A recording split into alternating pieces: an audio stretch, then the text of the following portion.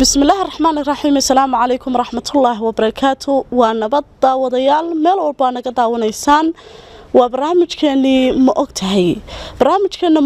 وحانو كسو قادنا waxyaabaha ku cusub meheradaha kala duwan ee markaasi aanu ku booqanayno goobaha ay kaga yaalaan markaa magaalada Hargeysa barnaamijkana waxaan idinku haynaa Huraan Technology وهاجا daawadayaal aynu ku horeyna hadaba lama Huraan Technology oo aanu ku booqanay xarunta ay ku leedahay magaalada Hargeysa daawasho wanaagsan waxaan horta igu kalifay inaan aasaaso company-gan aad arkaysid lama Huraan Technology waxa weeyaan markaan arkay baahiyaha loo qabo ama duruufta loo qabo teknolojiyada isla markaana aan u arkay aqoonteeda inaan ku soo bandhigi karo oo aan ugu shaqeyn karo bulshadayda isla markaana aan u arkay in experience aan u leeyahay khibrad ay igu kaliftay horta inaan aasaaso shirkadda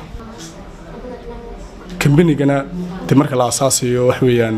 si fudud looma asaaso wax weeyaan wadib badantay waxaana lagu xalin karaa wax weeyaan waa aqoon iyo inaad haystid investment marka investment-gana caqabad bay kugu noqonaysaa haddii aad aqoontii aad leedahay haddii aad investment-aad haysan aqoontii haddaad aqoontii haysid oo investment-gaanad haynin taasina problem weeyaan haddaad investment haystid aqoonna aanad lahayn taasina waa problem kale marka ka waxa ka gudbi karaa qof wixii garanayo company-gan wuxuu furtay ujeedadiisa halku u socdo iyo halku ka bilaabay fahmayo waa laga tagay offline imika shirkado badan baa Hargeysa dalkaysa online-kii naga dayday waxaanan anagu ahayn shirkadii ugu horeysay e-commerce website ku samayso website-adan imika soo badanaya online wax laga iibsanayo anagu waxaan ugu horeeyay aan sameeyno lama Huraan technology.com oo online oo dadku nala yaabay yiraahdeen sidee Mastercard loogu iibsan karaa isla markaana shirkadihii kala yaray online kana inaga daydeen marka anagu xagga online kan aad aan ugu dheerayna xagga online ka wax iibsiga raasaasan ugu shaqeynaa company-ga lama Huraan qaybta online ta kala aan ugu duwan waxweeyaan aqoontii iyo macaamiishii soo dhaweynteedii ayaan xoog anagu saarnaa marka weyn hadii macaamilkii uu helo qiimo jaban iyo adeeg tayo leh soo dhaweyn iyo wax online ay inta isku helaan wax weeyaan communication kale kaga duwanaanaysa marka anigu macaamiishayna iyo anigu isma naqaano haddana wax baan kala iibsanay haddii aad tiraadid Axmed lama Huraan wax qoonay Axmed waan garanaya haddaan iska soo horbaxnaa isma naqaano taas marka waxa sababaysa wax weeyaan waa online marka taas aanu kaga duwanay maaradii kale horta markii u horeysay company-gan asaasiyay waxaan anu ka soo shaqeeyay wax weeyaan waa NGO badan iyo shirkado badan markaan 7 sano markaan shaqeynayay waxaan igu soo dhacday fikrad ah in aan anigu company aan asaaso maadaama shirkadihii NGO-yadii iyo macaamiishii aan soo wada baranay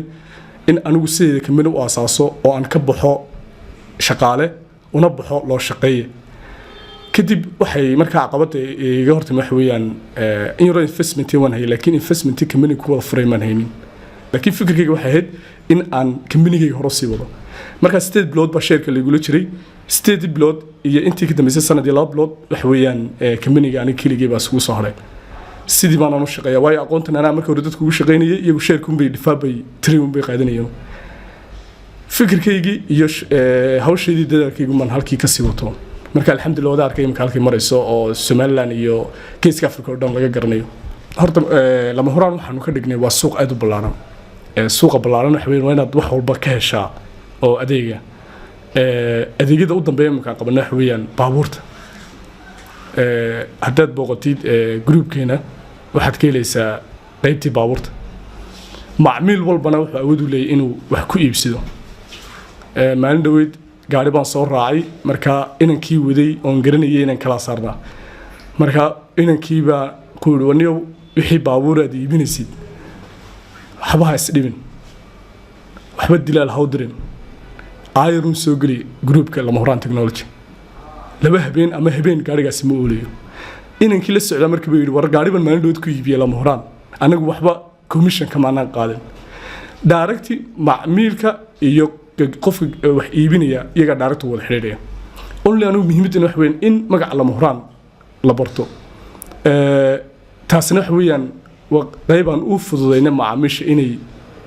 ayar internet ka dhex helaan lama huraan technology marka taasaa anaga focuskeenna ugu weyn aan tirada saarayna waxa weeyaan in macmiilku online wax walba ku helayo marka waxaan iibinaa baabuurta electroniga hosting iyo dominada web designka waxyaabahaasaan xoogga aad u saarnaa bismillaah magacaygu waa Dekeeye Muuse Rabiile waxaan ka mid ahay dhalinyarada ku dhaqan caasimadda Soomaaliland ee Hargeysa aad iyo aad waxaan ugu faraxsanahay in aan maxay toolay wax ka iibsado ama aan ahay macaamiisha ku xiran lama huraan company ama lama huraan technology runtii agabka ama waxyaalaha aan ka iibsado waxay yihiin waxyaalo maxay toolay high quality leh oo runtii aanan marnaba cilad iga gelin haday noqdaan mobilada ama laptopnada ama iPadada nooc kasta ha noqdaan aan ka hagaajisanayo ama aan kuwan ka iibsado intaba runtii waxaan oran karaa lama huraan technology waa company dhalinyarada Soomaaliland aad iyo aad ay ugu xiran yihiin soo dhaweyn fiican oo runtii maxay toolay aanu ka helo in garab wax badan nala ku siiyo aad iyo aadna waan ugu faraxsanahay magacaygu waa Jamaal Nuur Cabeeye lama huraan waa meherad fiican aan si fiican wala macaamilno waxaan ka iibsanaa alaabtan moobiladan iyo waxyaabo badan oo ku jiraan laptopnadu Allahumma musta'aan marka waa meherad fiican si fiican way noo soo dhaweysaa alxamdulillah marka waan ku faraxsanahay waa inuu kambaliyada waaweyn kan mid noqdo intaasi haddii aynu kaga soo gudubno lama huraan oo aan filayo in badan oo idin ka mid in macluumaad fara badan hadda aad ka hesheen